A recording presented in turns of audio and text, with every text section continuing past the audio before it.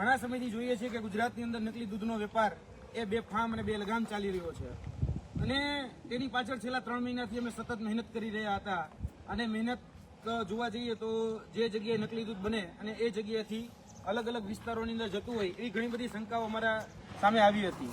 તો જેમાં વિસાવદરની બાજુમાં જે હનુમાન ખીજડીયા કરીને જે ગામ છે, જે કંઈ ખાસ કરીને જોવા જઈએ તો ગોપાલભાઈના જે મત વિસ્તારની બાજુનું જે ગામ એટલે કે હનુમાન ખીજડીયા, અને એ હનુમાન ખીજડીયામાંથી રોજ જોવા જઈએ તો 2 જેટલા ટેન્કરો જે છે એ 2 જેટલા ટેન્કરો નીકળે અને એ 2 જેટલા ટેન્કરો રોજ ગાંધીનગરની બાજુમાં આવેલા અરવલ્લી અને એ અરવલ્લી સુધી એ ટેન્કરો પહોંચે। હવે અમે સતત આ ટેન્કરોની પાછળ અને સતત કહી શકાય તેને ઉજાગર કરવા માટે દૂધ સાચું છે કે દૂધ ખોટું છે એને ઉજાગર કરવા માટે સતત મથી રહ્યા હતા, પરંતુ આજે જોવા જઈએ તો જ્યારે બાજુનું જ ગામ આપણે પરબ વાવડી અને પરબ વાવડીથી જ્યારે હનુમાન ખીજડીયા તરફ અમે જ્યારે રિટર્ન થતા હતા ત્યારે અમારી ઉપર જીવલેણ હુમલો કરવામાં આવ્યો છે અને જે જીવલેણ હુમલો થયો છે એ આ ટેન્કર દ્વારા થયો છે। સૌપ્રથમ આ જે ટેન્કર છે એ ટેન્કર દ્વારા અમારી ઉપર જીવલેણ હુમલો કરવામાં આવ્યો। જે ડ્રાઈવર હતા અને બીજા જે અન્ય વિક્રમભાઈ કરીને જે બીજા અન્ય ભાઈઓ હતા એના દ્વારા આ ટેન્કર કહી શકાય કે આગળ પહેલા ઊભું રાખી દેવામાં આવ્યું અમારા ગાડીની આગળ અને પછી બેફામ ગાડી ગલોચ કરવામાં આવી, બેફામ અભદ્ર શબ્દો એ અમારી ઉપર ઉચ્ચારવામાં આવ્યા અને ગાડીની ઉપર મુકાવ મારવામાં આવ્યા। છતાં પણ અમે ત્યાંથી કહી શકાય કે હું હોય, મારા સાથી મિત્ર વિજેન્દ્રભાઈ છે અને મારી સાથે સતત 24 કલાક રહેનાર મારા દિલુભાઈ ઠાકોર, એ બધા જ અમે સાથે, તમે 3 જણા સાથે હતા। તો ગાલી ગલોચ કરીને અમને એમ કીધું ભાઈ તમે ગાડીમાંથી ઉતરો, તમે કોણ, આ ગાડીનો પીછો કરવાવાળા, અને એ બધી રીતે અમારી ઉપર કહી શકાય કે અભદ્ર ભાષાઓનો મારો કરવામાં આવ્યો। છતાં પણ અમે ત્યાંથી બચી અને પાછળ ગયા અને અમરનગર વડિયાવાળા રસ્તેથી જ્યારે આગળ નીકળ્યા ત્યારે અમારી ઉપર એક સ્પ્લેન્ડર જેવું બાઇક હતું અને સ્પ્લેન્ડરના બાઇક સાથે એક પથ્થર દ્વારા અમારી ગાડી ઉપર એક હુમલો કરવામાં આવ્યો અને પથ્થર દ્વારા જ્યારે ગાડી ઉપર હુમલો કરવામાં આવ્યો ત્યારબાદ અમે એ ગાડી હતી એટલે ગાડીને પથ્થર લાગી અને આગળ જતો રહ્યો। પછી એક ધોકો એટલે કહી શકાય કે સ્ટીલનો રોલ જે હતો એ રોલ આ ગાડી ઉપર ફેંકવામાં આવ્યો અને ગાડી અમારા બોનેટને ભટકાઈ અને જતો રહ્યો।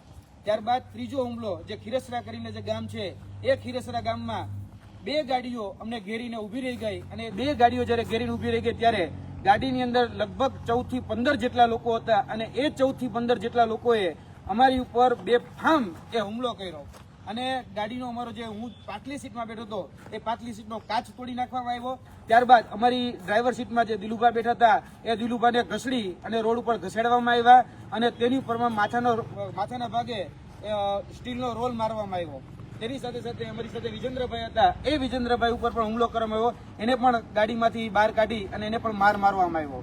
જ્યારે કહી શકાય કે અભદ્ર ભાષા અને સતત એ પ્રકારના એના ઉવાચો કે ભાઈ તમે કઈ રીતે અમારી પર પીછો કરી શકો, તમે અમને જાણતા નથી, અમે તમારી જિંદગી પૂરી કરી નાખશું, તમને મારી નાખશું, આ પ્રકારના શબ્દોનું ઉચ્ચારણ એ સતત કરવામાં આવતું હતું।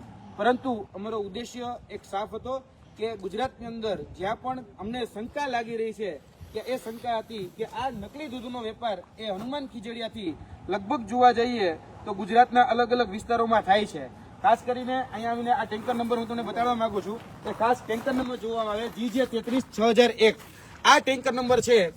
એ હું જે તમને લોકેશન આપું એ તમામ લોકેશનો ચેક કરવાની છું, તમામ લોકેશનના CCTV ચેક કરવાની છું।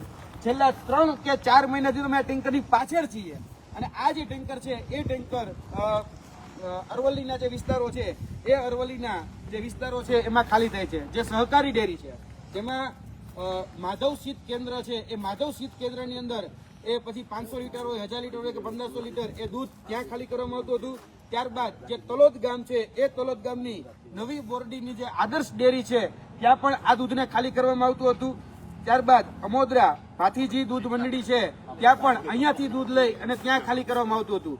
તો આ સહકારી ડેરીમાં જો કોઈ જગ્યાનું બહારનું દૂધ લેવાની મનાઈ હોય તો આ દૂધ છે એ કઈ રીતે એ સહકારી ક્ષેત્ર સુધી પહોંચતું હતું? કારણ કે સૌથી મોટો સવાલ છે, કારણ કે સહકારી ડેરીનો નિયમ છે કે પોતાના વિસ્તારમાં પોતાના જેટલી નક્કી કરેલી જો વિસ્તાર હોય એની અંદરથી જ દૂધ લઈ શકે, જે દૂધ મંડળીનો વિસ્તાર હોય। આ સહકારી ડેરી છે એ સહકારી ડેરી આ બહારથી આવેલું દૂધ એ શા માટે ત્યાં લઈ લે અને કોને નામે ઉધારવામાં આવતું હતું એ અમારો પ્રશ્ન હતો।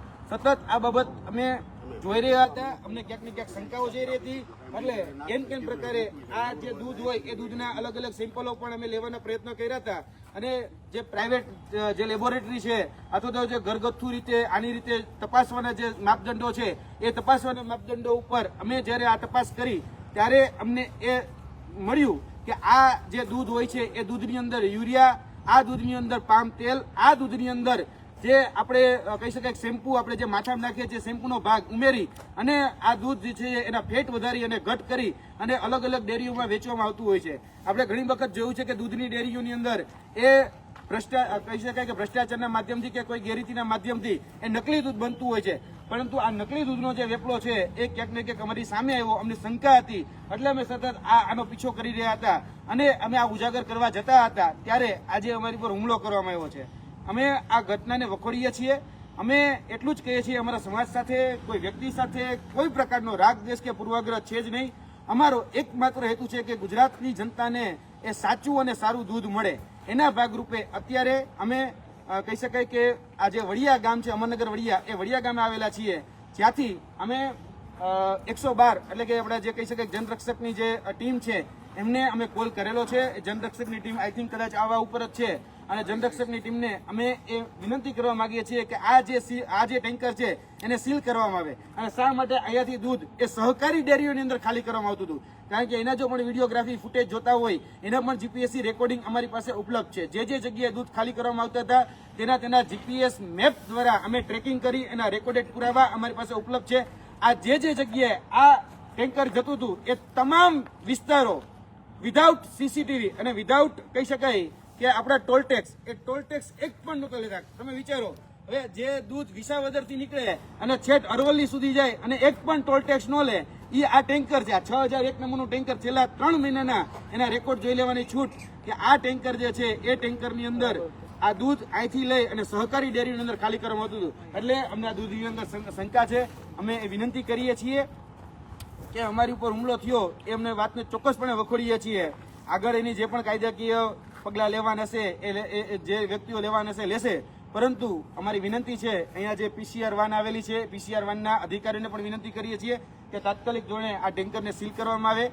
અને આ જે ટેન્કર છે એના માલિક કોણ છે, આ ટેન્કર નું દૂધ શા માટે સહકારી ડેરીની અંદર ખાલી કરવામાં આવતું હતું, અને અહીંયા કહી શકાય કે એક બકરીનું દૂધ ઉપલબ્ધ નથી. હવે આ 10,000 લીટરના 2 ટેન્કર એ સતત અહીંથી ભરી અને અરવલ્લી બાયડ જેવા વિસ્તારોમાં ખાલી કરવામાં આવતા હોય છે.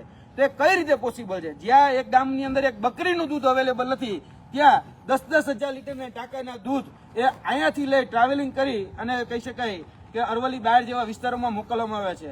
કોની રહેમરા નીચે આ બધા ટેન્કરો જે છે મોકલવામાં આવે છે?